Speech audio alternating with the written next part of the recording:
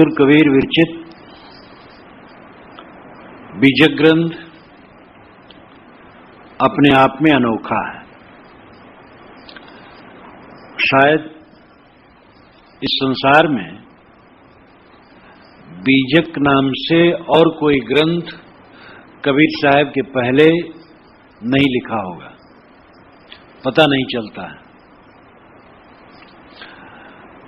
सद्गुरु कबीर साहब के बीजक के बाद दरिया साहब का बीजक है। दरिया साहब ने लिखा है बीजक। निर्गुणी धारा के अंदर आते हैं। बीजक शब्द अपने आप में अनोखा है। बीजक का अर्थ होता है गुप्त धन को बताने वाला। सद्गुरु कबीर ने स्वयं इस ग्रंथ का नामकरण किया है। बीजक वित्त बतावे जो विद गुप्ता होए, ऐसे शब्द बतावे जीव को बूझे बिरला कोय। ये 37वीं रमैनी की साखी। बीजक वित्त बताता है, धन बताता है। कौन धन? जो गुप्त है। ऐसे कबीर साहब का बीजक जीव धन को बताता है। पहले जमाने में बैंक इत्यादि तो होता नहीं था। लोग अपना धन जब रखते थे तो चांदी सोने के रूप में रखते थे और उसको कहीं गाड़ देते थे। उसके लिए सांकेतिक शब्दों में ताम्रपत्र पर उत्कीर्ण कर देते थे और वो कोड वर्ड जैसा रहता था जिसको सब समझ नहीं सकते थे, उसको बीजक कहते थे। एक तो उस ताम्रपत्र को भी, बीजक को भी सावधानी से रखते थे, दूसरे के हाथ में न लगे। कदाच किसी के हाथ में लग जाए तो उसका अर्थ ही न समझ पाए। वो कोडवर्ड जो रहता था अपनी परंपरा के खास लोगों को ही वो बताए रखते थे, जिससे जब जरूरत हो उससे धन निकाल लिया जाए, खोद करके उसको पढ़कर। बीजक धन का संकेत देता था। आज भी जबकि बैंक का सिस्टम चारों तरफ हो गया है, व्यापारी जब माल बेचता है तो माल का विवरण, उसका दाम, ये सब जिस पर लिखता है उसको बीजक कहते हैं। और आज भी बीजक धन को बताने वाला है। कबीर साहब ने जो बीजक कहा, उन्होंने लिखा नहीं कहा। उन्होंने कहा मस कागज छुओ नहीं, कलम गहो नहीं हाथ, चारी जुग का महात्म कबीर मुखे जनाई बात।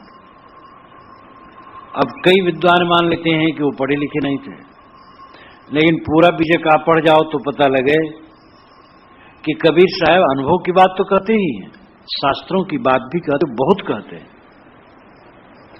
जो वेदों को न जानता हो, शास्त्रों को न जानता हो, महाकाव्यों को न जानता हो, धर्म शास्त्रों को न जानता हो, वो कबीर साहब के बीजक का अर्थ सब जगह नहीं कर सकता है। तो साधना से अनुभव की बात तो कही जा सकती बिना पढ़े लिखे, लेकिन शास्त्रों की बात तभी कही जा सकती है जब शास्त्रों को अच्छी तरह से जानता हो। कबीर साहब ने शास्त्रों का अध्ययन मनन किया था, जो बीजक से साफ है। बीजक जो संकेत में धन बताए, गूढ़ रहस्य जो बताए। गीता प्रेस से एक पुस्तक छपी है, मानव शंका समाधान। उसके लेखक हैं श्री जयराम दास जी दीन। उन्होंने लिखा है कि श्री रामचरितमानस ग्रंथ में श्री ग्रंथकार के शब्द कहीं कहीं बीजक के तौर पर भी पाए जाते हैं, जिनकी खोज मर्मी जनों की प्राप्ति होने से ही यथार्थ तत्व का ज्ञान होता है, जिससे अत्यंत सुख की प्राप्ति होती है। तो वे कहना चाहते हैं कि मानस में भी बीजक के तौर पर बातें पाई जाती हैं। तो वहां बीजक का मतलब एक सांकेतिक, कुछ ऐसा मानस में भी संकेत है कि जो साधारण लोग नहीं समझ सकते, वो कोई मर्मी ही समझ सकते। तो बीजक का अर्थ ही है जो गुप्त धन को संकेत में बताए, और यह कबीर साहिब की वाणियों में है। 5 तत्व के भीतर एक गुप्त वस्तु स्थान, बिरला मरम कोई पाई है गुरु के शब्द प्रमाण। ये 27वीं साखी में सदगुरु ने कहा है, 5 तत्व से निर्मित शरीर के अंदर में वह गुप्त वस्तु है जो चेतनात्मा है। गुरु के शब्द प्रमाण से उसका रहस्य कोई बिरला समझेगा। कबीर साहब कट्टर आत्मवादी, आत्मवादी, जीववादी, चेतनवादी जो को हो, वो एक प्रकृति से भिन्न आत्म अस्तित्व मानते हैं, और वे मानते हैं कि शरीर के अंदर में जो दृष्टा, ज्ञाता, साक्षी चैतन्य है, वही संस्कारों का धारक है। संस्कार आते और जाते हैं, दृश्य आते और जाते हैं, लेकिन उनका संस्कार, उनका लेखा जोखा जहां होता है, वो साक्षी चैतन्य, वो अमर वस्तु है। बीजक की महिमा में, जो बीजक के अंत में 9 साखियां कही गई हैं, बहुत मार्मिक है। उसमें भी बताया गया है, बीजक कही ये साख धन, धन का कहे संदेश, आत्म धन जय ठौर है बचन कबीर उपदेश। देखे बीजक हाथ ले, पावे धन ते शोध, याते बीजक नाम भो मन माया को बोध। अस्ति आत्मा राम है मन माया कृत नास्ति, या की पारक लहे यथा बीजक गुरुमुख आस्ति। सार शब्द टकसार है बीजक या को नाम, गुरु की दया से परख भई वचन कबीर तमाम। बीजक कहते हैं धन के साख को, जो धन का साक्षी दे वो बीजक है, धन का संदेश दे। वो धन क्या है? आत्म। आत्म धन जय ठौर है बचन कबीर उपदेश। कबीर के वचनों का उपदेश वहां के लिए है जो आत्म धन है, जिस ठौर में आत्म धन है। आत्म धन को लोग बाहर खोजते हैं, साहब कहते हृदय में है। इसलिए देखे बीजक हाथ ले, पावे धन ते शोध। जो बीजक को हाथ मिले के देखेगा, वो आत्मधन को शोध लेगा। इसीलिए बीजक का नाम, बीजक नाम इसका हुआ। ये माया और मन का बोध करता है। माया क्या है? मन का मोह। इसको समझ जाए आदमी तो मुक्त है। अस्ति आत्मा राम है मन माया कृत नास्ति।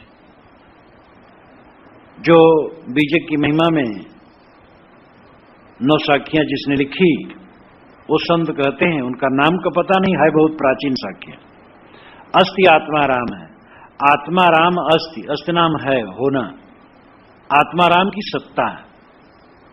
और मन मायाकृत नास्ति, और मन मायाकृत जो है वो नाशवान है। साक्षी देखता है, और साक्षी के सामने जो प्रतीत होता है वो नश्वर है। सारी प्रतीति मिथ्या है। अंत में बचपन से आज तक जो कुछ मुझे प्रतीत हुआ वो सब कहां गया? आज जो प्रतीत होता है ये भी खो जाएगा। सारा प्रतीत परिवर्तनशील है, और अंत में हमसे सदा के लिए वियुक्त हो जाने वाला है।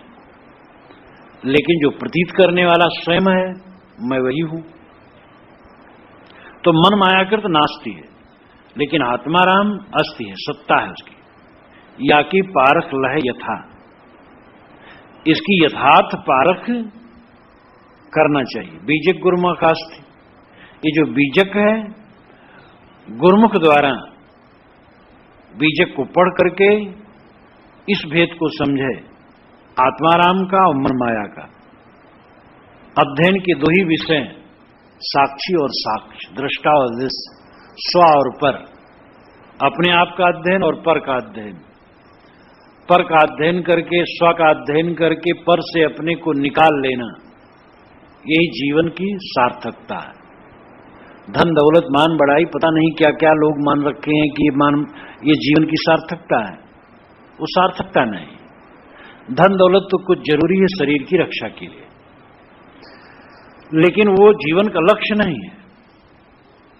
रोटी की जरूरत है, भूख मिट जाए। ये जरूरी नहीं कि 10,000 रोटियां हमारे पास धरी रहें, कोई फायदा नहीं।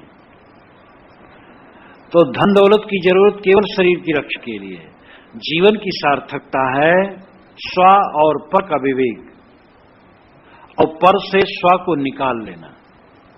जो कुछ दृश्य है प्रतीत है पर है, स्व आत्मा है, चेतन है। सार शब्द टकसार है, बीजक या को नाम। बीजक में सार शब्द निर्णय वाणी है, टकसार है प्रामाणिक है, इसका नाम बीजक है। गुरु की दया से परख भई वचन कबीर तमाम। कबीर साहब का वचन यहां तमाम हुआ, यानी पूरा हुआ, और गुरु की दया से स्वरूप का ज्ञान हो गया। इस प्रकार बीजक के अंत में साखियां जिन संत ने कही है, वास्तव में बीजक का वो मर्मी था। तो बीजक ऐसा निष्पक्ष ग्रंथ है जहां पर किसी के लिए न मुलहिजा है और न घृणा है, जो जैसे है वैसे कहा गया। पुरोहित वर्ग इससे घबराया, इसका विरोध किया, लेकिन पुरोहित वर्ग के परिवार के ही लोग शुरू से इसको समझते भी रहे और दूसरे लोग भी समझते रहे, और दिन जितने बीतते गए इसकी चमक बढ़ती गई और आगे और बढ़ेगी। सत्य सदैव सत्य रहता है। बीजक में 11 प्रकरण। प्रथम प्रकरण रमैनी है। रमैनी प्रकरण में पहली रमैनी है अंतर ज्योत शब्द एक नारी, हरि ब्रह्मा ताके त्रिपुरारी। ते तिरिये भगलिंग अनंता, तेऊ न जाने आदिवंता। बाकर एक विधाते कीना, 14 ठार पाठ सोलीना। हरिहर ब्रह्मा मानतो नाऊ, तिन पुन 3 बसावल गाऊं। तिन पुन रचल खंड ब्रह्मंडा, 6 दर्शन 96 पाखंडा। पेट न काहू वेद पढ़ाया, सुनत कराए तुरुक नहीं आया। नारी मोचित गर्भ प्रसूति, स्वांग धरे बहुते करतूती। तहिया हम तुम एके लोहू, एके प्राण व्यापय मोहू। एके जनी जना संसारा, कौन ज्ञान से भयो निनारा। भव बालक भगद्वारे आया, भग भोगी के पुरुष कहाया। अविगत की गति काव न जानी, एक जीव कित कहूं बखानी।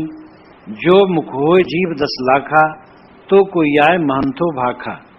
काहे कबीर पुकारी के, ई ले ऊ व्यवहार।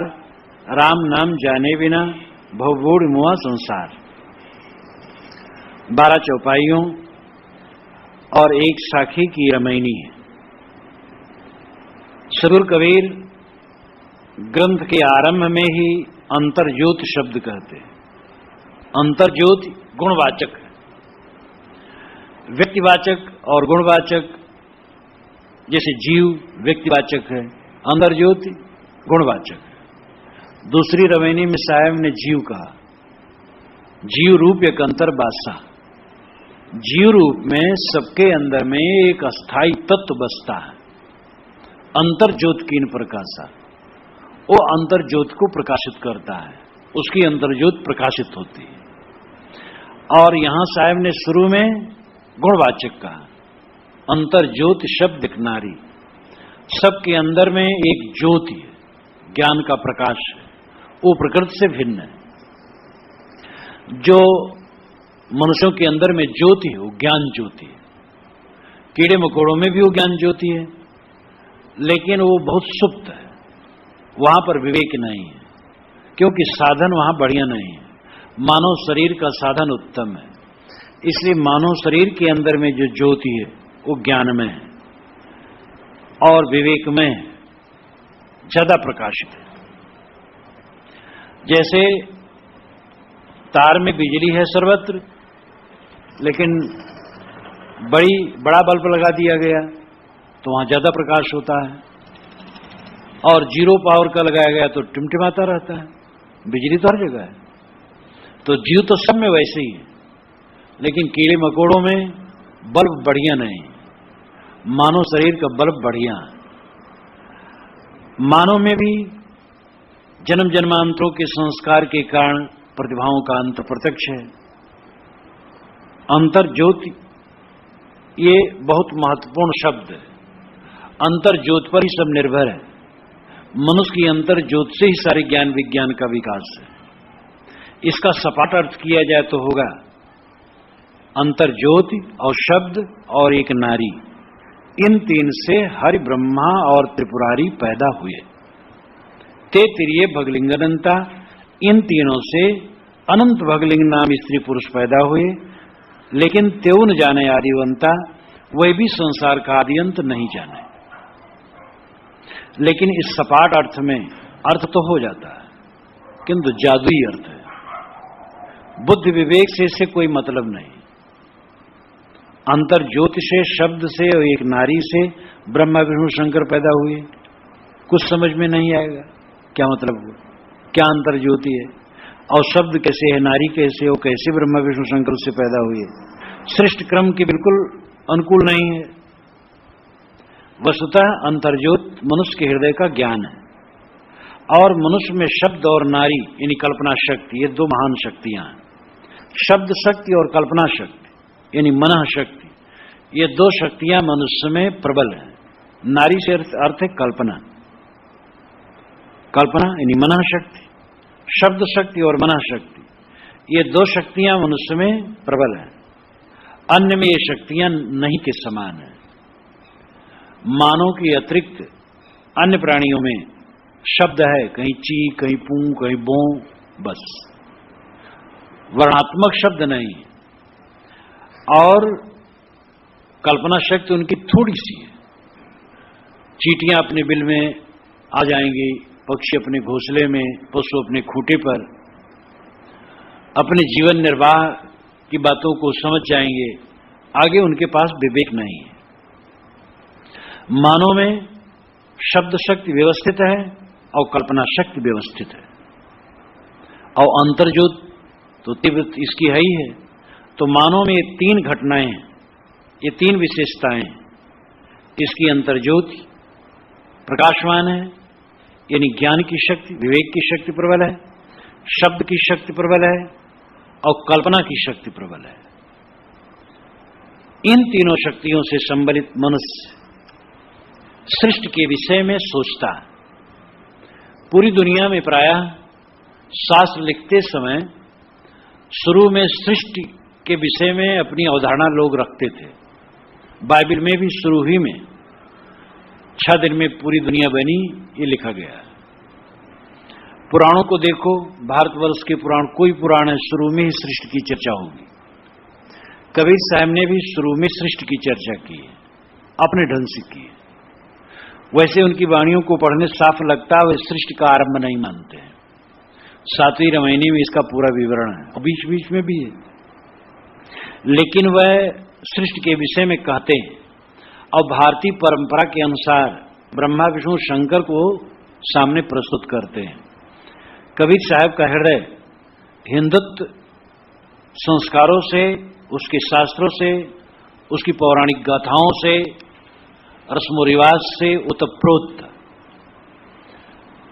और वह उनका जो हृदय था वो इतना तीव्र था, इतना साफ था, इतना निष्पक्ष था कि जो कुछ लेते थे वो मुलहिजा करके नहीं, साफ कहते थे।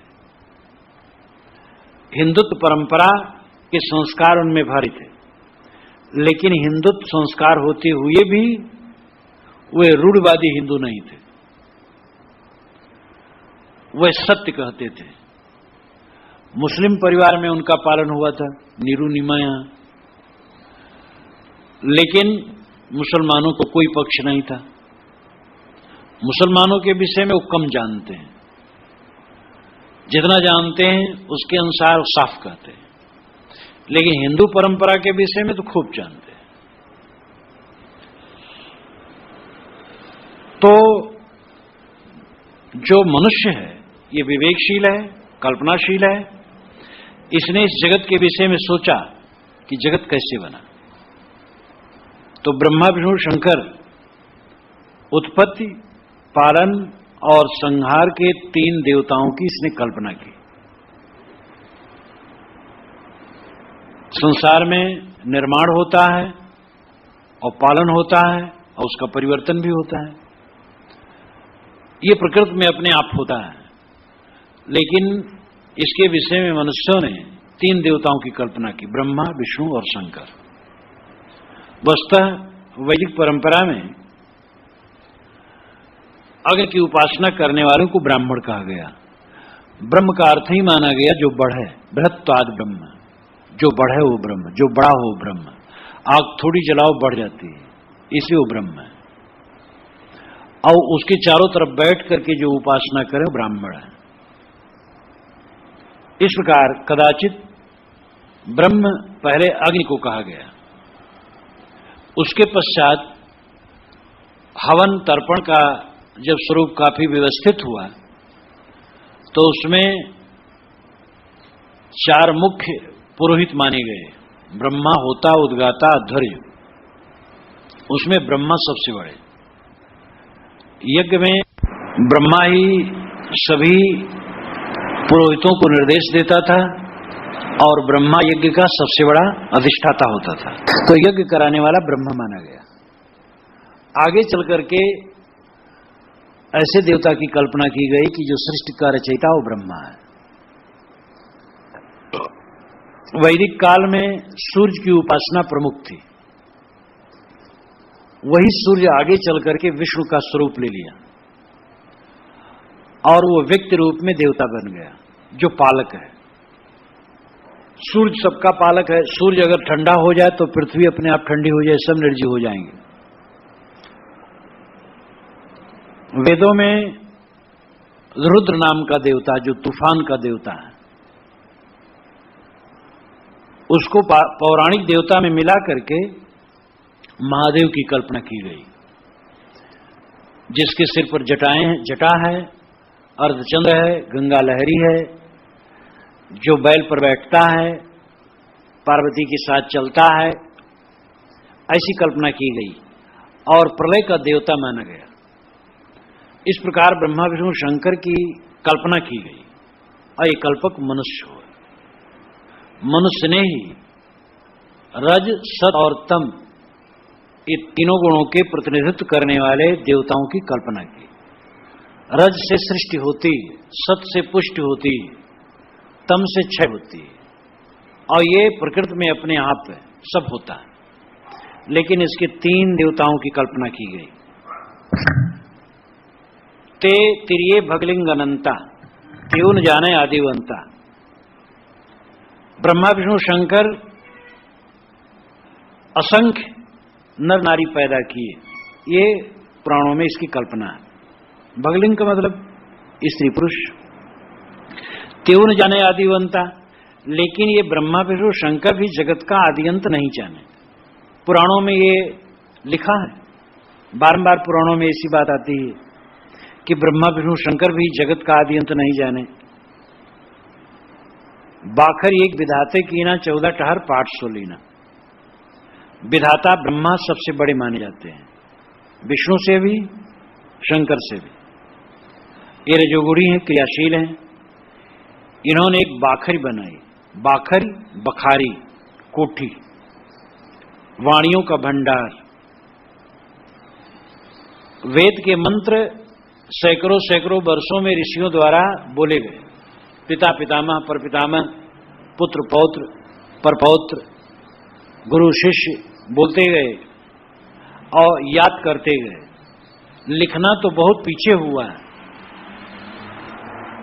और जब लिखना हुआ तो लिखने के बाद इसका संपादन हुआ तो ये माना जाता है कि ब्रह्मा वेदों का प्रधान संपादक था। तो वाणियों का एक बखारी बनाया जिसको 4 वेद के नाम से जानते हैं। 14 ठार पाठ सो लीना, 14 ठार यानी 14 जगह उसका पाठ हुआ, यानी 14 विद्याएं उससे बनी। वेदों के बाद 14 विद्याएं बनी। 14 विद्याएं 2 प्रकार से कही जाती हैं। पुराण, न्याय, मीमांसा, धर्मशास्त्र, चार्य और 6 वेदांग, शिक्षा, कल्प, व्याकरण, निरुक्त और 4 वेद, ये 14 विद्या। 14 विद्याएं दूसरे ढंग से कही जाती हैं। ब्रह्म ज्ञान, रसायन, काव्य, वेद, ज्योतिष, व्याकरण, धनुर्विद्या, जलतरण, संगीत, वैदिक, अश्वारोहण, कोकशास्त्र में प्रवीणता, नाटक चाटक और चातुरी। इस प्रकार 14 विद्याएं वेदों के बाद विकसित हुई। हरिहर ब्रह्मा मानतो नाऊं, तिनपुन तीन बसावल गाऊं। ये माना जाता है कि ब्रह्मा, विष्णु, शंकर तीनों महान नाम वाले हुए। महंतो नाऊं, महंत, महान, श्रेष्ठ हुए, बड़े प्रसिद्ध नाम वाले हुए। इन्होंने फिर 3 गांव बसाया। ब्रह्मा ने ब्रह्मपुर, विष्णु ने विष्णुपुर, शिव ने शिवपुर। इस प्रकार भी पुराणों में बताया जाता है। दूसरे ढंग से समझ सकते हैं कि इन तीनों ने कर्म कांड, उपासना कांड और योग कांड अथवा ज्ञान कांड विकसित किया। ब्रह्मा से कर्म कांड, विष्णु से भक्ति कांड और महादेव से ज्ञान कांड या योग कांड। योग ज्ञान सम्मिलित है। ये 3 गांव ही मानो 3 कांड ही तीनों गांव हैं, इनके द्वारा प्रचलित हुए। शिव ज्ञान मार्गी माने जाते हैं, इसलिए वेदांती लोग शैव कहलाते हैं, और वैष्णव जो भक्त मार्गी हैं वो वैष्णव कहलाते हैं, और ब्राह्मण वो ब्रह्मा के मार्गी कर्मकांडी। इसीलिए आगे जब भक्ति और ज्ञान विकसित हुआ तो ब्रह्मा निरस्त हो गए। आज ब्रह्मा को कोई नहीं पूछता है, क्योंकि ब्राह्मणों का कर्मकांड बहुत दिन से लुप्त हो चुका है। ब्रह्मा ब्राह्मणों के प्रतिनिधित्व करते हैं, विष्णु जी वैष्णव भक्तों के, और शिव जी ज्ञान मार्गी सन्यासियों के।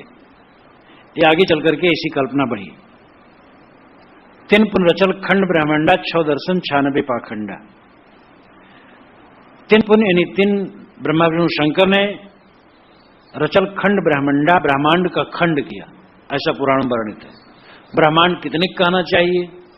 ये अनंत विश्व ब्रह्मांड है। ब्रह्मांड की हम कल्पना नहीं कर सकते कहां तक क्या है। वास्तव में जितना वो जानते होंगे, जमीन का जितना हिस्सा उसमें खंड किए होंगे। और दूसरा अर्थ, ब्रह्मांड से वाणी ली जा सकती है। उन्होंने वाणी का खंड किया। जैसे वेद, तो वेदों का 4 विभाग किया और अनेक ज्ञान विज्ञान का विकास किया। 6 दर्शन 96 पाखंडा, फिर 6 दर्शन हुए और 96 पाखंड हुए। पंचग्रंथी में श्री रामराज साहब ने इसका वर्णन किया है। बीजक की कुंजी पंचग्रंथी,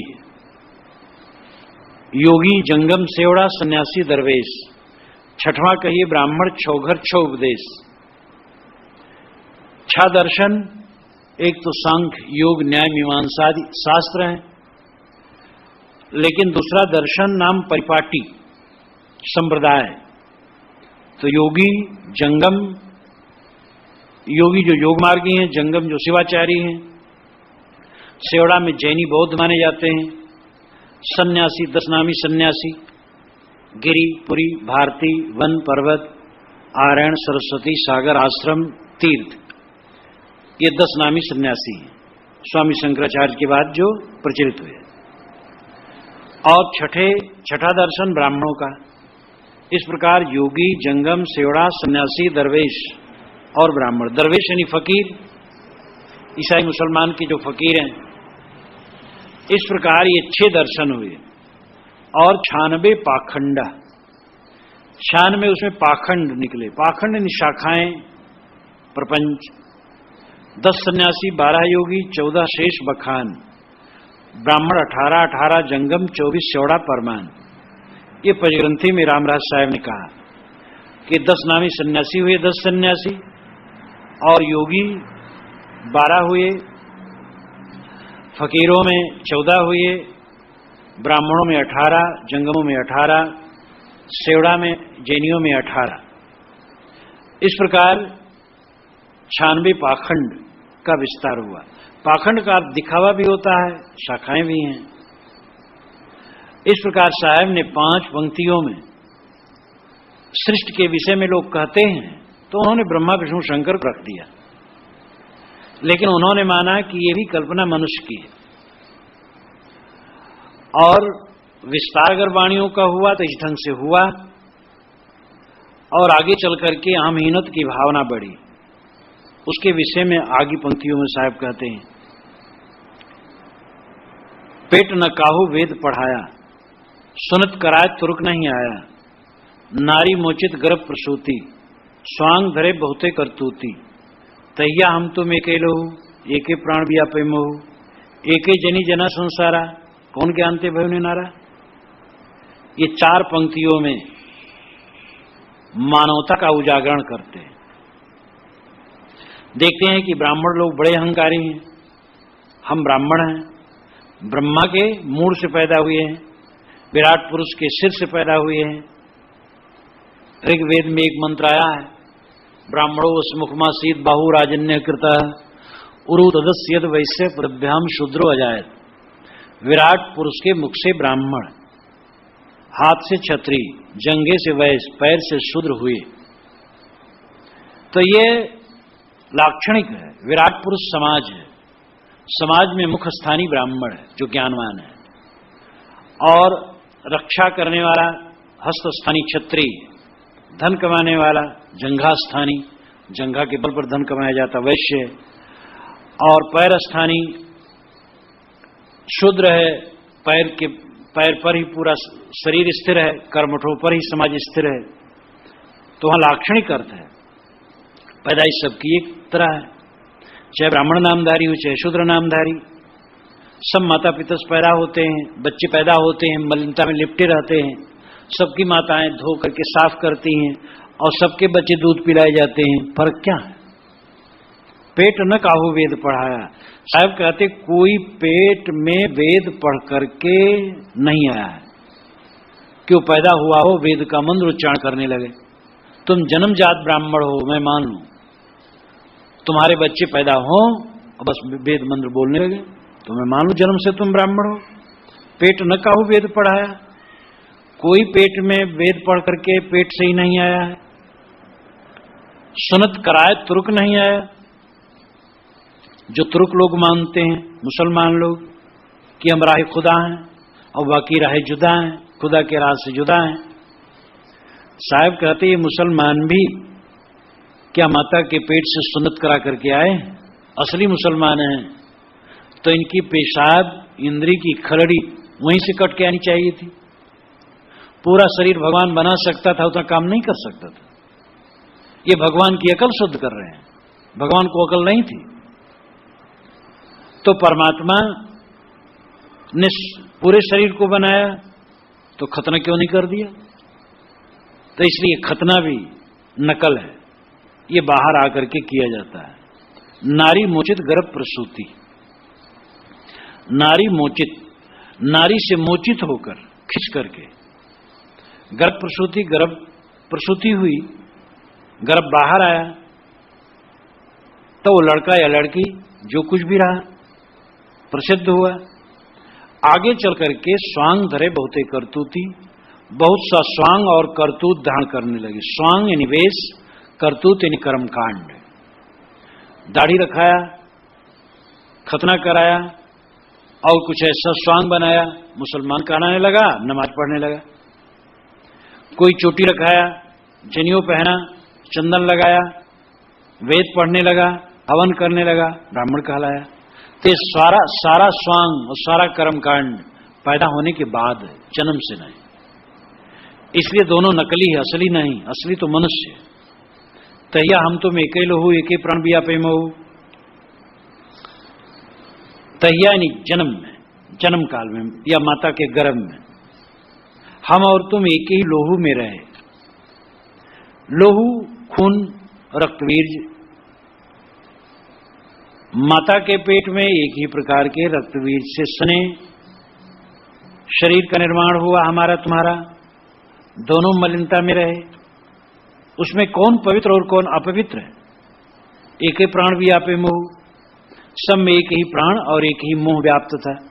सब मोह मूढ़ गर्भ में पड़े थे और प्राणवायु और रजवीर्य और मोह मूढ़ता सब में बराबर माता के गर्भ में। एक ही जनी जना संसार, एक ही जनी से सारा संसार जना है। जनी नाम माता, माता ही से सब जना पैदा हुए। ब्राह्मण बड़ा है, अलग से ब्राह्मण है तो कहीं अलग तरफ से पैदा हो जाता, लेकिन वो भी वैसे पैदा होता जैसे दूसरे। तो एक ही जनी से माता से सब सारा संसार पैदा हुआ। कौन ज्ञानते भय निनारा, किस ज्ञान से तुम अपने को निनारा अलग समझते हो कि हम बड़े हैं? बड़ा तो आचरण होता है। इस जीवन को धारण करके जब आचरण करे तब वो बड़ा होता है। जन्म से कोई बड़ा नहीं होता, जन्म से सब बराबर है। कर्म से बड़ा छोटा होता है। ब्राह्मण का अर्थ है निष्काम होना, आत्मज्ञानी होना, आत्मस्थित होना।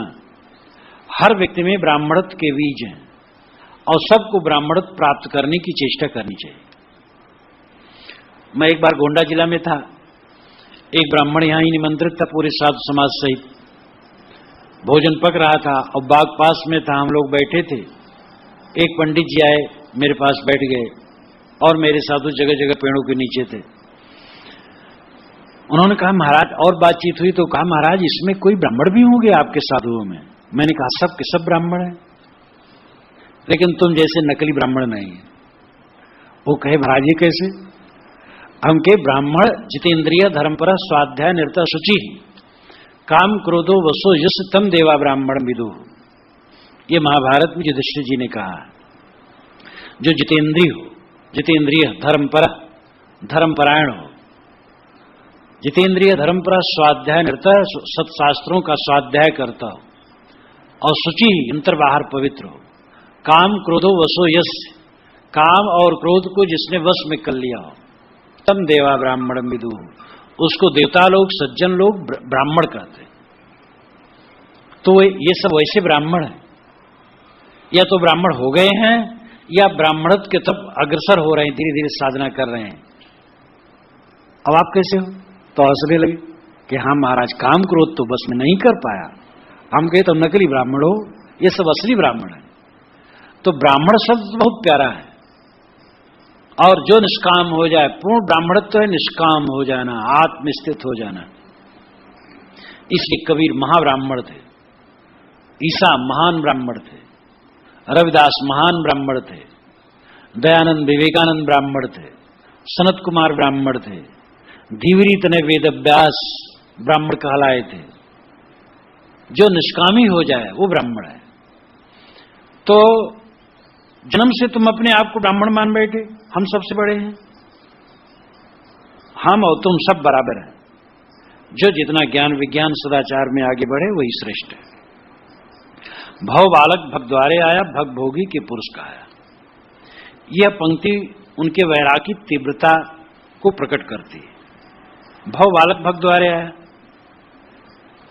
योनि द्वारा बच्चा पैदा हुआ और उसी में आसक्त हो रहा है, वो पुरुष कहलाता है। ये कैसी घृणित बात है? मां से पैदा हुआ तो नारी मात्र मां है, उससे विरक्त हो जाए तब सच्चा पुरुष। यह उनकी वैरागी भावना है। कबीर साहब परम वैराग्यवान पुरुष थे। उनके ख्याल से सच्चा पुरुष तो वह है जो नारी मात्र को मां समझ ले और विरक्त हो जाए। बड़ा कठिन नियम है, बड़ा कठिन आदेश है, लेकिन इस कठिन आदेश का जो पालन करे वो सच्चा पुरुष है। इस संसार में आकर के ये समझ ले कि मैं मां से पैदा हूं और नारी मात्र मां है, इसलिए मुझे अखंड वैराग से रहना है, शुद्ध ब्रह्मचर्य से रहना है। इस प्रकार उन्होंने इस पंक्ति में अपने प्रखर वैराग की बात ध्वनित की है। अविगत की गति काहू न जानी, एक जीव कित कहूं बखानी। अविगत का मतलब है जिसका लता पता न हो, उसकी गति कोई नहीं जाना। एक जीव कित कहूं बखानी, बीजक के अनेक पाठों में एक जीव है, एक जीव कित कहूं बखानी। और हो सकता है ये मूल पाठ रहा हो, एक जीव से कहां तक वर्णन किया जाए। आगे आया है, जो मुख हुए जीव 10 लाखा। अगर किसी के मुख में 10 लाख जीव हो तो कोई आए मानतो भाखा, तो कोई महंत महान श्रेष्ठ उस अवगत की बात कहे, लापता की बात कहे। एक जीव कित कहूं बखानी, अथ होगा एक जीव ही सच है, मैं कितना बखान करके कहूं। दोनों बात से अर्थ ठीक है। अभिप्राय है कि जो अविगत की बात है, लापता की बात है, अनिर्वचनीय बात है, उसको कौन समझ सका है। अलग भगवान मान करके भटकने वाले भटकते ही। लेकिन ये महिमा है, साहब ने व्यंग किया है, जो मुख हो जीव 10 लाखा, तो कोई आए मानतो भाखा। कोई ऐसा पुरुष हो जिसके मुख में 10 लाख जीव हो, बड़ा महान हो, तो फिर वो अवगत की बात का है। दुनिया में ऐसा हुआ है।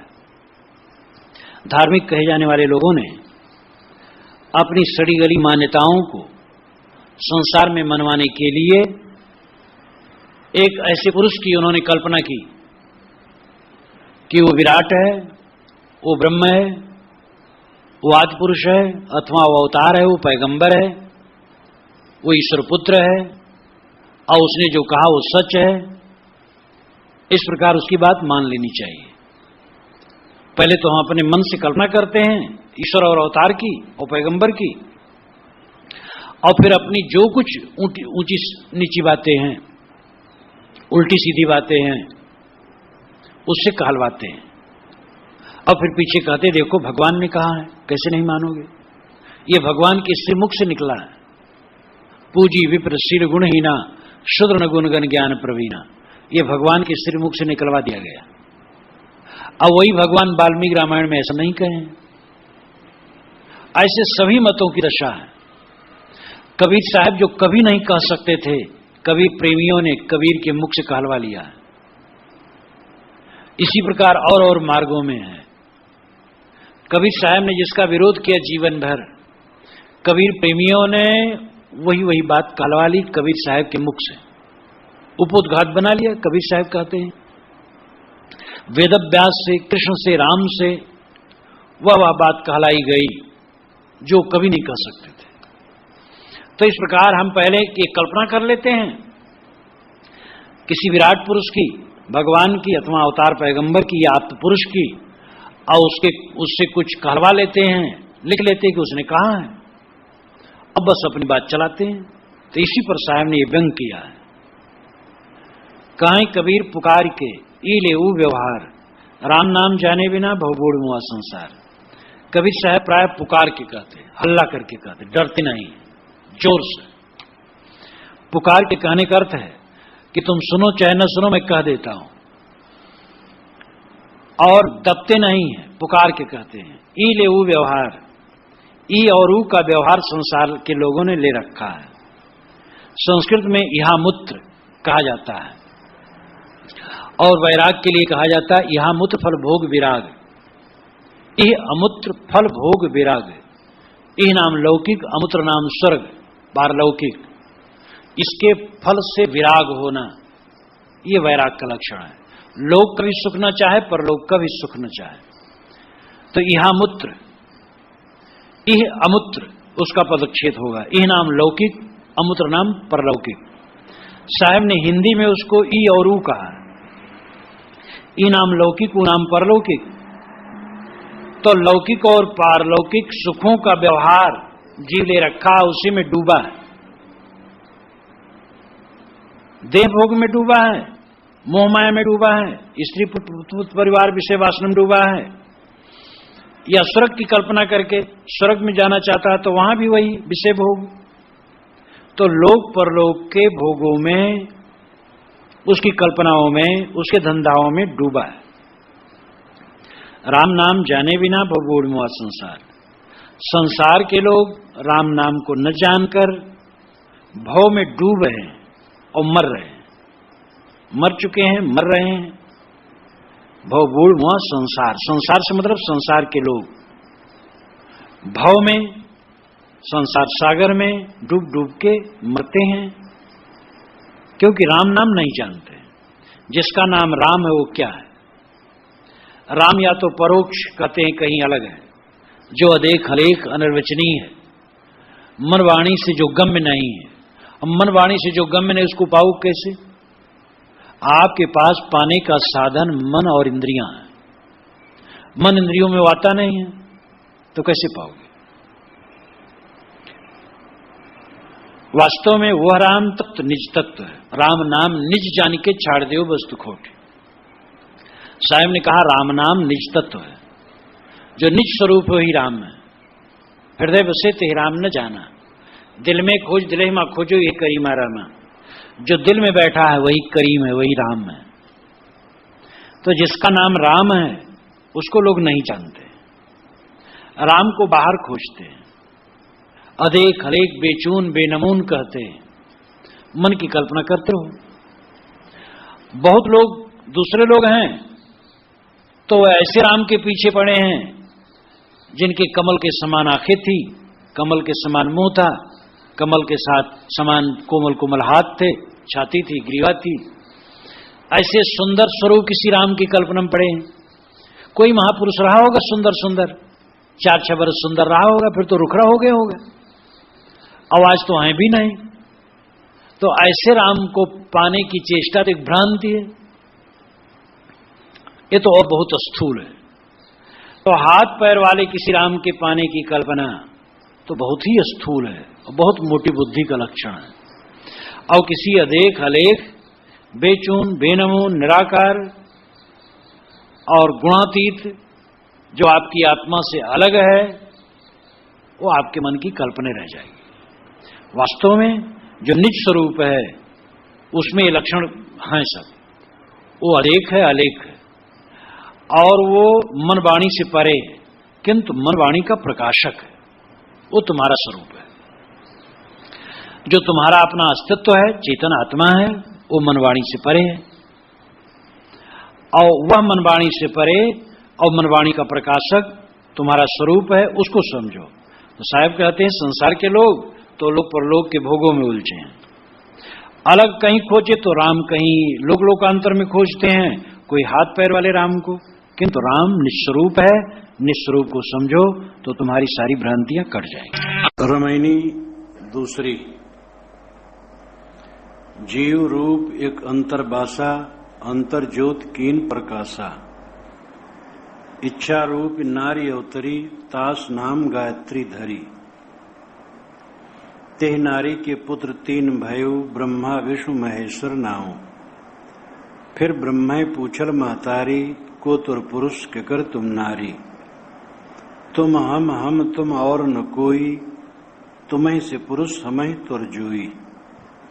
बाप पूत की एक नारी, एक माय बियाय। ऐसा पूत सपूत न देखा, जो बापे चिन्ह धाय। कबीर साहब की कितनी ही वाणियां बड़ी रहस्यात्मक है, रहस्यात्मक है। इस रामायणी में एक उपाख्यान की भी कल्पना लोग करते हैं कि गायत्री के ब्रह्मा विष्णु शंकर ये 3 बच्चे थे और उसका पति शरीर छोड़ चुका था और इन तीनों ने माता से पूछा तो माता ने उसे उपदेश दिया। इसका संकेत इसी ग्रंथ के साखी प्रकरण के आखिर में भी है, लेकिन वो सब बातों को समझाने के लिए रूपक है।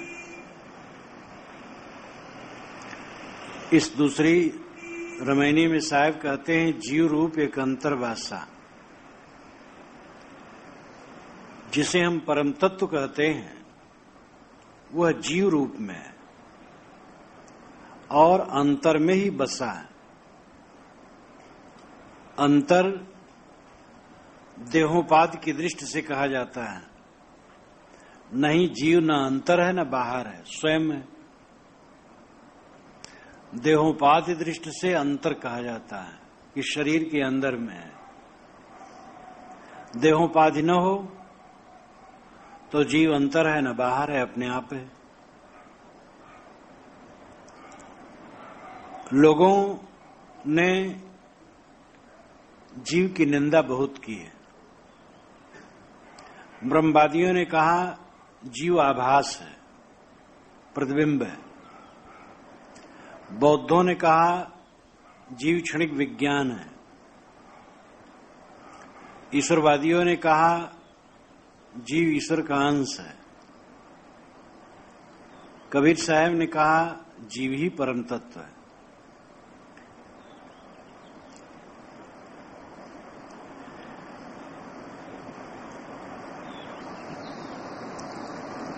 अगर ये प्रतिबिंब है तो प्रतिबिंब को ज्ञान नहीं होता है, और सारा ज्ञान विज्ञान जीव का है। ये प्रतिबिंब कैसे है? अगर ये क्षणिक विज्ञान है तो इस क्षणिक विज्ञान का दृष्टा कौन है? क्षणिक क्षणिक को नहीं जानता है।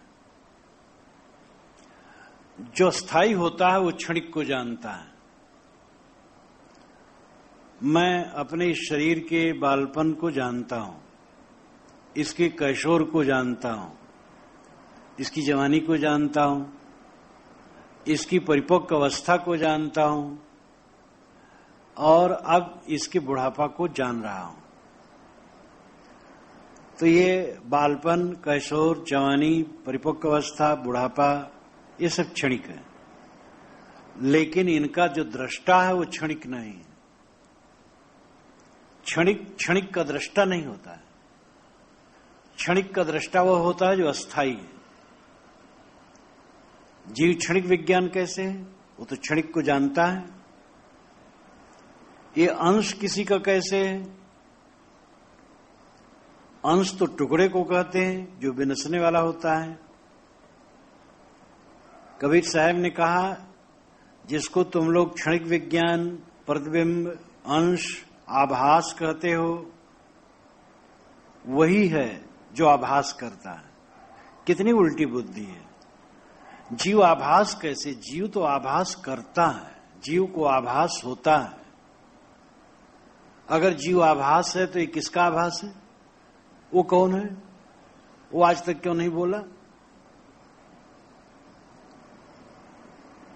यद्यप जो सदगुरु कबीर कहते हैं ऐसे विचार कपिल के हैं, कणाद के हैं, महावीर के हैं,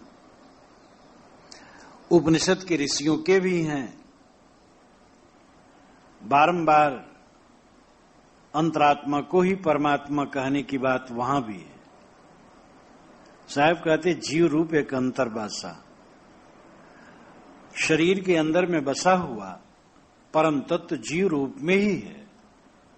इसलिए कबीर साहब ने जीव शब्द पर बहुत जोर दिया। ऐसे शब्द बतावे जीव को, और ब्रह्म को, राम को नहीं कहा, जीव को कहा, जो बहुत सादा शब्द है। जीव जमा एक जगत मझारा, पूर्ण साहब ने कहा। जीव ही मूल है और फिर आगे सारे विशेषण हैं। जैसे मनुष्य मूल है। अब मनुष्य को ही डॉक्टर, मास्टर, इंजीनियर, साधु, महात्मा, गृहस्थ, विरक्त, कुछ को मनुष्य मूल है। ऐसे जीव मूल है। इसको ईश्वर, ब्रह्म, परमात्मा चाहे जो कहो। तो जीव रूप एक अंतर्भाषा, अंतर ज्योत कीन प्रकाशा। यह अंतर ज्योति को प्रकाशित करता है। जैसे एक मकान में बिजली जलती हो, उसकी खिड़कियों से बाहर प्रकाश फैलते हो, उसी प्रकार इस शरीर के अंदर में जीव की अंतर ज्योत जलती है और इंद्रियों द्वारा उसका ज्ञान प्रकाश विकीर्ण होता है बाहर। दूर दूर तक वो देखता, जानता और समझता है। तो अंतर ज्योत जीव का गुण है। वो इंद्रियों द्वारा बाहर प्रकाशित होता है। ऐसा परम तत्व जीव जो शिव रूप है, अपने शिवत्व को नहीं जानता है, अपने स्वरूप का ज्ञान नहीं है। इसलिए वो बाहरी विषयों की इच्छा करता है। बाहरी विषयों की इच्छा करने से उसको सदैव असंतोष होता है, और असंतोष मिटाने के लिए वो समझता है कोई संतोष और शांति का सागर अलग होगा जो मिल जाए तो मुझे तृप्ति हो जाए। और इसके मूल में यही कि अपने को नहीं पहचानता है, अपने स्वरूप को पहचान ले और सारी इच्छाओं को छोड़ दे तो क्या संतोष रह जाएगा, किसको फिर पाना है। लेकिन ये विवेक नहीं है, स्वरूप का ज्ञान नहीं है। स्वरूप का ज्ञान न होने से असंतोष, असंतोष होने से बाहर भटकना, फिर देवी देवताओं की कल्पना शुरू, नाना देवी देवताओं की कल्पना। वैदिक युग में ही खूब देवी देवताओं की कल्पना थी। दुनिया का और कम से कम भारतवर्ष का महत्वपूर्ण ग्रंथ ऋग्वेद है, उसके पश्चात अन्य 3 वेद हैं, 4 वेद हैं, उसमें मुख्य ऋग्वेद। और ऋग्वेद का पहला मंत्र है अग्निमीले पुरोहित यज्ञ से देव मृतवजम होतारम मृतम धात्मम, जिसमें अग्नि शब्द पहले आया है। नाना वैदिक देवताओं में अग्नि सबसे बड़ा देवता है और अग्नि का महासमुच्चय सूरज है। इसलिए सूरज की उपासना में प्रसिद्ध गायत्री मंत्र बना, विश्वामित्र के कंठ से कभी निकला, तत्सवितुर्वरेण्यं भर्गो देवस्य धीमहि धियो यो न प्रचोदयात्। उस प्रकाश स्वरूप सूर्य देव का हम ध्यान धारण करते हैं जो हमारी बुद्धि को प्रेरता है। विद्वान लोग कल्पना करते हैं कि वशिष्ठ और विश्वामित्र में जब द्वंद्व था तो विश्वामित्र हार गए थे, तो आत्मग्लानि में वे बैठे अपने आश्रम पर, नींद नहीं आई और फिर पूरब तरफ से सूरज की आभा निकली और उनके कंठ से मंत्र निकला, तत्सवितुर्वरेण्यं भर्गो देवस्य धीमहि धियो यो न प्रचोदयात्। तत् कहते उसको, तत् सवितुर सविता सूरज, वरेण्यम वर्ण करने योग्य, स्वीकारने योग्य, भर्गो शुद्ध स्वरूप प्रकाश स्वरूप, देवस्य देवता का, धीमहि ध्यान धारण करते हैं। तत्सवितुर्वरेण्यम भर्गो देवस्य धीमहि धियो यो न प्रचोदयात्। धी यानी बुद्धि को, यो जो न हमारी प्रचोदयात् प्रेरता है। हम उस प्रकाश स्वरूप सूर्य का ध्यान करते हैं जो हमारी बुद्धि को प्रेरता है। इस प्रकार सूर्य की उपासना में गायत्री मंत्र कभी बना। ये ऋग्वेद के 3 मंडल के 62वें सूक्त का 10वां मंत्र है। इसमें ओम भूर्भुवः स्वः नहीं है, ये पीछे से मिलाया गया है और ये बुद्धि की प्रेरणा के लिए है। सूरज निकलता है, सारा संसार जग जाता है, हमारी बुद्धि भी जग जाए। अब आगे चल करके इतना पाखंड बढ़ाया कि गायत्री रिद्धि सिद्धि देती है, धन पुत्र देती है, क्या क्या देती है, अब तो मूर्ति बन के बैठ गई है। गायत्री के पीछे भयंकर कल्पना हुई, क्योंकि ब्राह्मण क्षत्रिय वैश्य इनको द्विजात कहा जाता। द्विजात नाम दोबारा जन्मा हुआ, इनका यज्ञोपवीत होता रहा, इसलिए दोबारा जन्मे हुए लोग हैं, बाकी नहीं। तो इनके यज्ञोपवीत में ये मंत्र निर्धारित किया गया, इसलिए इस मंत्र की महिमा बहुत बड़ी। तो हजारों श्लोक इसकी महिमा में बने और बड़ी भ्रांति फैली, और गायत्री मंत्र पढ़ता हो उसका उद्धार होता, बाकी का नहीं। द्विजातियों का उद्धार होगा, ब्राह्मण क्षत्रिय वैश्य का बाकी का नहीं। कबीर साहब ने इसी पर चुनौती दी है, गायत्री जुगचारी पढ़ाई पूछो जाए मुक्ति किन पाई। चारों युगों से गायत्री वैदिक पढ़ा रहे हैं, तो जाकर के पूछो किस गायत्री जपने वाली की मुक्ति हुई है। मुक्ति तो वासना का त्याग है। तो गायत्री एक छंद है, जैसे हिंदी में दोहा, अरिल, सवैया, कवित, अनेक प्रकार के छंद होते हैं, तैसे वैदिक साहित्य में या वेदों में गायत्री, जगती, बृहति, पंक्ति, उषणिक इत्यादि छंद होते हैं। छंदों के नाम। गायत्री उसमें एक छंद है। वेदों में हजारों गायत्री मंत्र हैं और उसमें एक मंत्र यह है। इसकी महिमा खूब बड़ी। यद्यपि इसमें छंद भंग है, 24 अक्षर माने जाते हैं गायत्री में। गायत्री छंद में 24 अक्षर होने चाहिए, इसमें 23 ही है।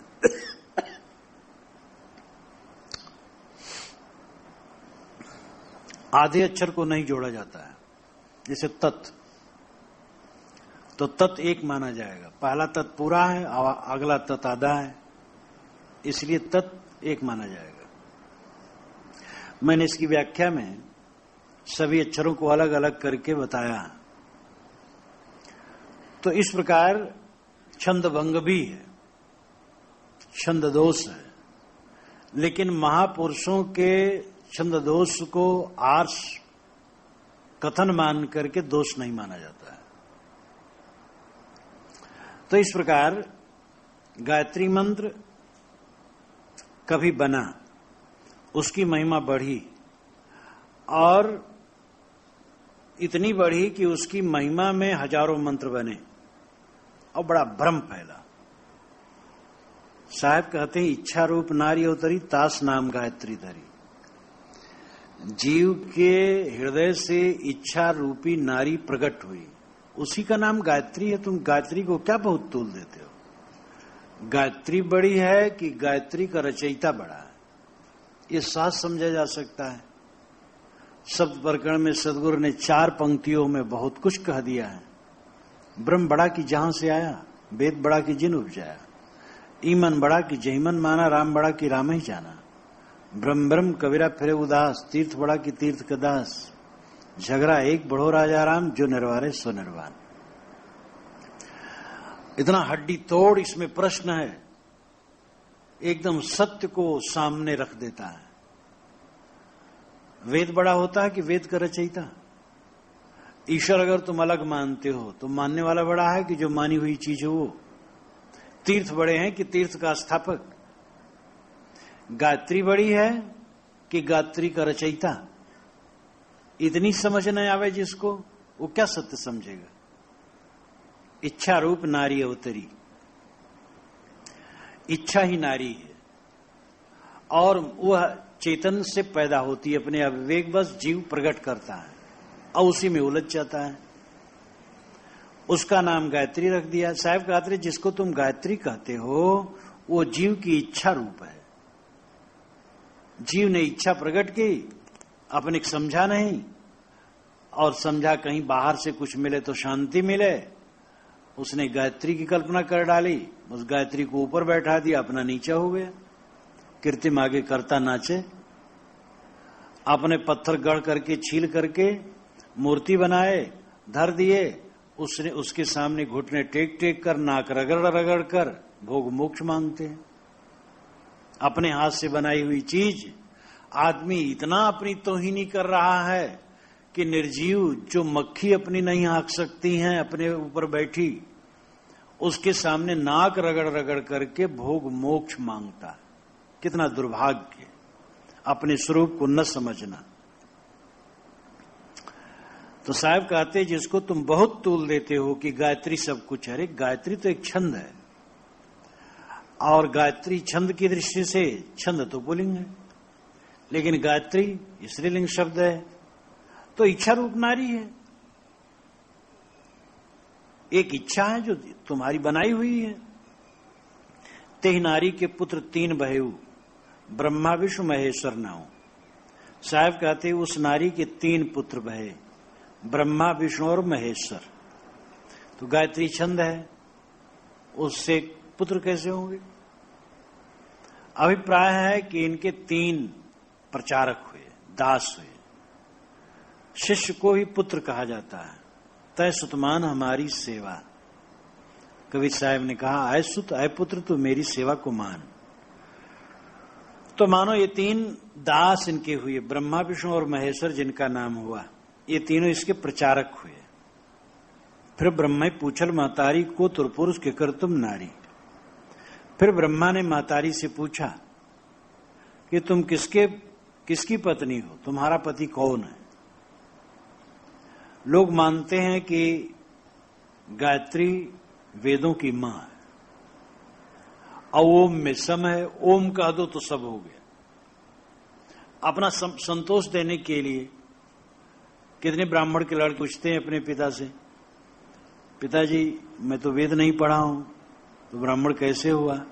अरे कहे गायत्री मंत्र तुम सुने हो, गायत्री तो वेदों की मां है, और गायत्री तुम सुने हो तो हो गया, सब वेद हो गया।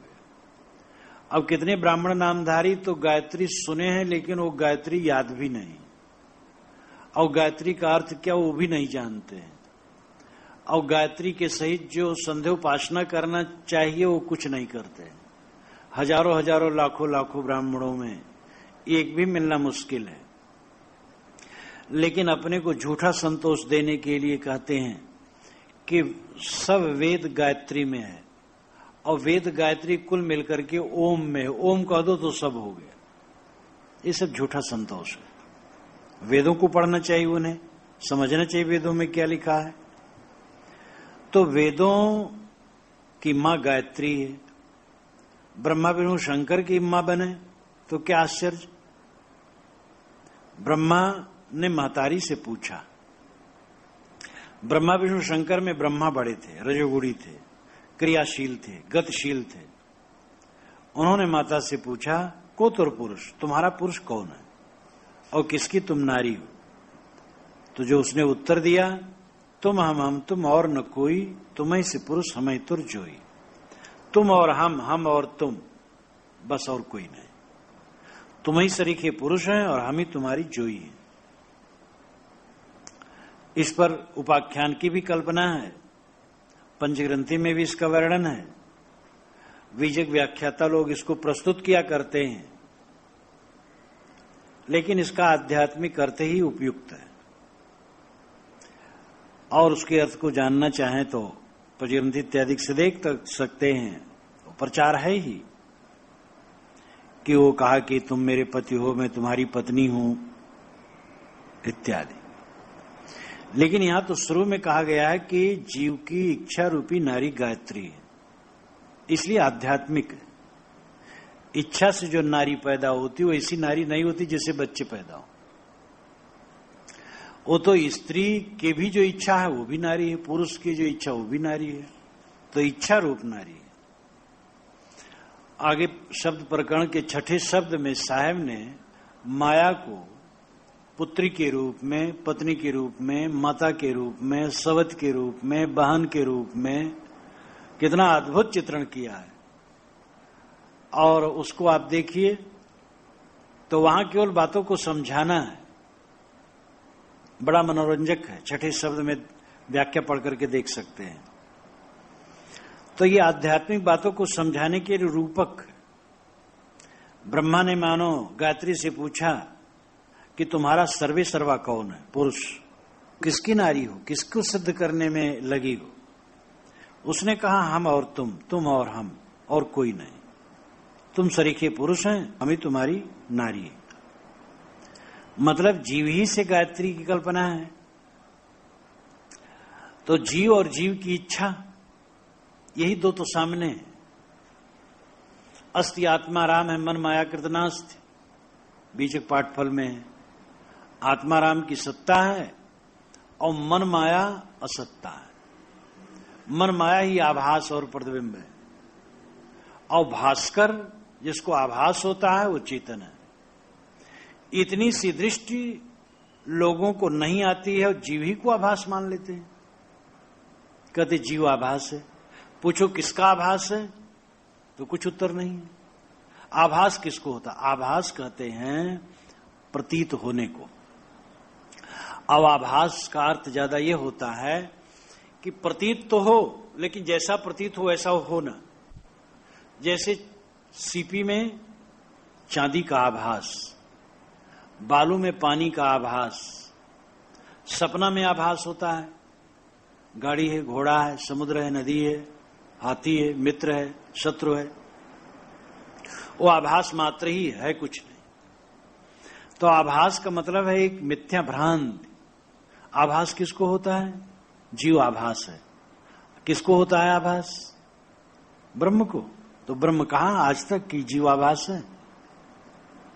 अगर कहो ब्रह्म ही कह रहा है तो मतलब ब्रह्म और जीव एक ही बात हुई। तुम ही तो कह रहे हो। अपने सिर पर हाथ धरो, तुम ही हो, और तुम अपने को खो रहे हो। तो तुम हम तुम और न कोई, हमें ते पुरुष, हमें तुम्हें ते पुरुष हमें तुर जोई। एक उसके तरफ से उत्तर दिलाया गया और सार अर्थ यही है कि पुरुष और नारी दो ही है। पुरुष यहां चेतन है, नारी इच्छा है, जिसको शुरू में साहब ने कहा इच्छा रूप नारी उतरी। और नारी में पुरुष फंस गया तो वो नारी नहीं जो देहधारी नारी है। देहधारी नारी में भी पुरुष यानी चेतन है। तो चाहे स्त्री शरीर हो चाहे पुरुष शरीर हो, दोनों में जो चेतन है वो पुरुष है। पुरुषेते पुरुष, शरीर रूपी पुर में जो शयन करे वो आत्मा पुरुष है और उसकी इच्छा नारी है।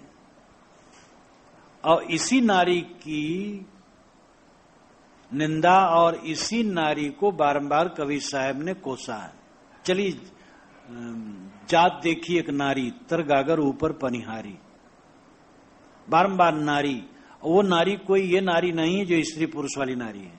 वो नारी ही इच्छा नारी, मन की माया नारी, वही बांधती है। तो दूसरा और कुछ नहीं है। जीव है और इच्छा नारी है। जीव है और जीव के मन में इच्छा उत्पन्न हुई कि मुझे सुख मिले भोगों में। भोगों में सुख नहीं मिला तो बाहर कहीं ईश्वर परमात्मा में सुख मिले। और जहां तक वो इच्छा करेगा वहां तक उसकी कल्पना होगी और वही उसको बांधने वाली होगी। इच्छा को जीत ले बस स्वयं परम पुरुष है। बाप पूत की एके नारी एके माय बिया है, ऐसा पूत सपूत न देखा जो बाप ही चीने धाय। बाप और पूत की एक ही नारी है और एक ही माया बियाती है, पैदा करती है। बियाय शब्द यहां साहब कहा। जब पशु मादा बच्चे पैदा करते तो कहते बियाई है। और अगर मनुष्य नारी बच्चा पैदा करती तो पैदा करना का बियाय नहीं। तो बियाय एक प्रकार व्यंग है, एक घृणा व्यंजक है। एक ही माय बियाय, एक ही माता से तो सब पैदा होती, एक माता जात से, और एक ही नारी जाति। बाप पूत की दोनों नारी है। बाप पूत से मतलब है सभी मनुष्य। बाप और पूत में सारा संसार है। रमेश्वर वल जगेश्वर वल्दियत में सारा संसार है। तो बाप पूत का मतलब है सृष्टि की समग्रता। तो समग्र सृष्टि के पुरुषों की एक ही नारी जात तो सबकी पत्नी बनती है। और एक ही माया यानी एक ही माता चाहती सबको पैदा करती है। मतलब है कि मन के मोह से ही, वासना से ही तो सबका जन्म होता है।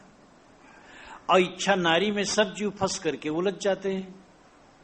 ऐसा पूत सपूत न देखा जो बाप ही चिन्ह धाय। साहब कैसे? ऐसा सपूत पुत्र, सपूत नाम सुपुत्र, अच्छा पुत्र नहीं देखा जो बाप को चिन्ह।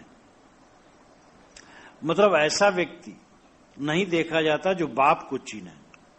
बाप कौन है इसके लिए अलग जाना नहीं, इसी रमैनी में है। इच्छा रूप नारी अवतरी। जो पैदा किया वही तो बाप है। जो इच्छा को पैदा करता वो जीव ही बाप है और अपनी इच्छा में उलझता है। बाप को चीनो, अपने को चीनो। तुम इच्छा पैदा किए तंबाकू खाने की, अब तंबाकू खाते खाते तुम तंबाकू गुलाम हो गए। तुम बड़े हो कि तंबाकू बड़ा है। तुमने इच्छा बनाई और इच्छा के बस आंदोलित हो, फिर समझते तुम गर्जी हो गए। अब तुम्हें जरूरत है। पत्नी मर गई, हाय मेरी पत्नी चली गई, अब मैं अनाथ हो गया। अरे तुम अपने स्वरूप को समझो, न पत्नी है न पति है, न तुम पिता हो न पुत्र हो, न पत्नी न पति, न भाई न दादा न मामा न काका। तुम तो शुद्ध चैतन्य हो। अपने स्वरूप को भूल करके भटक गए हो और दीन बन गए हो। अनीशया सोचत मुह्यमान, अनीश होने से मुह्यमान होकर के सोचते हो, चिंता करते हो, अपने को असमर्थ मानते हो। क्योंकि इच्छा के बस जीव गुलाम हो जाता है। जीव अपनी इच्छाओं का गुलाम है। अगर अपने स्वरूप को समझ पाए कि सभी इच्छाओं का बाप मैं हूं, सारी कल्पनाओं का बाप मैं हूं। कर्ता धर्ता कौन है? अपने कर्मों के कर्ता और विधाता आप हैं। आपने भव सागर बनाया है, इच्छा कर भव सागर, इच्छा करके भव सागर बनता है। लोग कहते हैं भगवान की माया भगवान ही छुड़ाए, हम तुच्छ जीव क्या कर सकते हैं। जब भगवान ने माया बनाई, हम उसको भला पार पा सकते हैं? भगवान की माया को हम जीत सकते हैं? कौन होते हैं हम? ऐसे ऐसे सिद्धांत है कि आदमी कमर पकड़ करके बैठ जाता है। माया क्या है? मन का मोह। तो ये किसी भगवान या शैतान ने बनाया है कि तुमने बनाया है? बचपन से आज तक देखो, जितना माया बनाए हो, कौन बनाया? जहां जहां मोह कियो, कौन किया? तुम किए हो। तो भगवान उसमें कैसे घसीटते हो? तुम्हारी सारी माया तुम्हारी बनाई है। अपने जाल बनाई के आप फंसे मतिमंद, कहां रोग कहां औषधि, कैसे मिले आनंद। अपना ही जाल बिछाता है मतिमंद और अपना उसमें फंसता है। अपने हम मान मान बंधन तरावा, निज करता आप बधावा। ज्यो सोना ललनी फंस्यो, कीट कुश्यारी माज, तैसे गति या जीव की भई दिवस ते सांझ। मान मान करके बंधन में आया, अपने कर्तव्य में फंस गया।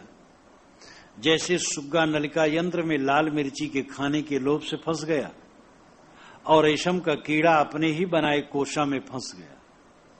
वैसे तुम अपने बनाए मोह जाल में फंस गए और दिवस से सांझ हो गई।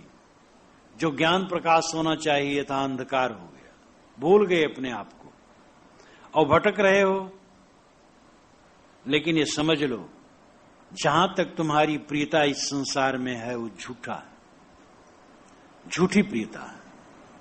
सारी प्रियता का आलंबन जो है, वो आलंबन मिटता रहता है। बचपन में जितना हमारा प्रेम था जिन जिन से, वह सब नहीं है। जवानी में जिनसे जिनसे हमसे प्रेम था, उनमें भी अधिकतम लोग गायब हो गए।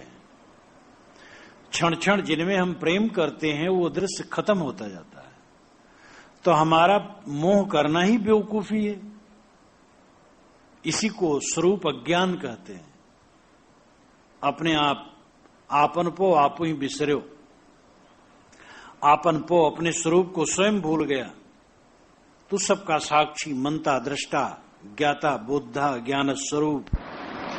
तू ही ब्रह्म है, तू ही राम है, तू ही परमात्मा है, तू ही सर्वोपरि है। खोज भी करना क्या है? अपने क्या खोज करना है? अपने तरफ लौट आना, प्रतिबोध। लेकिन तू अपने को अलग मान, अपना त्राता, अपना सुख का आधार अलग मान करके भटक रहा है। और ये तुम्हारा अज्ञान है, और ये तुम्हारा अज्ञान है। तो साहब कहते हैं, ऐसा पूत सपूत मैंने नहीं देखा जो बाप को पहचान ले। बाप ही चिन्हे दा नाम दौड़ कर, मतलब खोज कर। खोज भी करना क्या है? अपने क्या खोज करना है? अपने तरफ लौट आना। प्रतिबोध वित्तम मदम अमृतत्वम ही विंदते। अपने क्या खोज करना है? अपने तरफ लौट आना। प्रतिबोध वित्तम मदम अमृतत्वम ही विंदते। ये उपनिषद में कहा गया, प्रतिबोध ही ज्ञान है। बोध यानी यहां का अर्थ है, जैसे ये दीवार, दीवार को मैं जानता हूं, तो दीवार है, दीवार बोध है। और दीवार को मैं जानता हूं, प्रतिबोध। प्रतिनाम लौटना। जैसे प्रतिबिंब, प्रतिध्वनि, प्रतिक्रिया, प्रतिबल। प्रति कहते हैं लौटने को। तो जान है, और दीवार को मैं जानता हूं, प्रतिबोध। प्रतिनाम लौटना। जैसे प्रतिबिंब, प्रतिध्वनि, प्रतिक्रिया, प्रतिबल। प्रति कहते हैं लौटने को। तो जाना, दृश्यों को जाना। अब लौटो, दृश्यों को कौन जाना? तुम। बस अपने को जान लो, ये प्रतिबोध है। और यही ज्ञान है। अमृतत्व में विंदते। इसी से अमरता मिलती है, इसी से अविनाशी बोध मिलता है। इसलिए अपने तरफ लौटो। वही पूत सपूत है जो बाप को चीने। वही इंसान धन्य है जो अपने स्वरूप को पहचाने और चारों तरफ फैले हुए माया मोह में कहीं आसक्त न करे। मृत्यु से हम क्यों भयभीत हैं? क्योंकि चारों तरफ उपलब्ध प्राणी पदार्थों में हमारी ममता है। ममता मिट जाए, मृत्यु भय कुछ नहीं। जिसकी ममता मिट गई है, मृत्यु का दिन उसके लिए जीवन का महापर्व का दिन है। जो हमारा आगामी मृत्यु का दिन है, वो महापर्व का दिन है। उस दिन से सारा कूड़ा कचरा हमारा छूट जाएगा। आनंदमय है वो दिन। और ये शारीरिक जीवन क्या अच्छा है, कूड़ा कचरा लिए घूम रहे हैं। ये ठीक है कि ये शारीरिक जीवन भी उसका अच्छा है जो जीवन मुक्त है, जो वासना त्यागी है। उसका जीना, शरीर रहना और न रहना दोनों बराबर है, इसलिए सब समय मंगलमय है। लेकिन शरीर की अपेक्षा शरीर की स्थिति जब न रहेगी, शरीर न रहेगा, उसको अच्छा समझता है। इसलिए उसके मन में भय नहीं होता है। तो ये पूरी रामायणी में सद्गुरु ये बतलाना चाहते हैं कि जो परम तत्व है वो जीव रूप में अंतर में बस रहा है। उसके लिए लोकांतर खोजने की जरूरत नहीं, भटकने की जरूरत नहीं। और तुच्छ स्वयं को समझना महातुच्छता है। ये जीव परम तत्व है जो तुम्हारे शरीर के अंदर ही बसा। तुम्हारा स्वरूप वही तुम हो और वही अंतर ज्योत प्रकाशित करता है और वही इच्छा रूपी नारी पैदा करता है। और जैसे बहुत सारी इच्छाएं, वैसे एक इच्छा गायत्री भी है। गायत्री उसने बना ली और गायत्री को तूल दे दिया, अपना स्वरूप भूल गया। गायत्री एक छंद है जिससे इच्छा पैदा होती है, कल्पना पैदा होती है। और अपने स्वरूप को भूल करके जो बाहर सुख खोजता है, उस अपने स्वरूप में लौटो तो बाहर सुख खोजने की जरूरत नहीं है। जिन इंद्रियों और मन की शक्तियों से तुम बाहर भटक रहे हो, वही इंद्रिय और मन की शक्ति लौटाओ तो अंदर में पूर्ण विश्राम मिलेगा।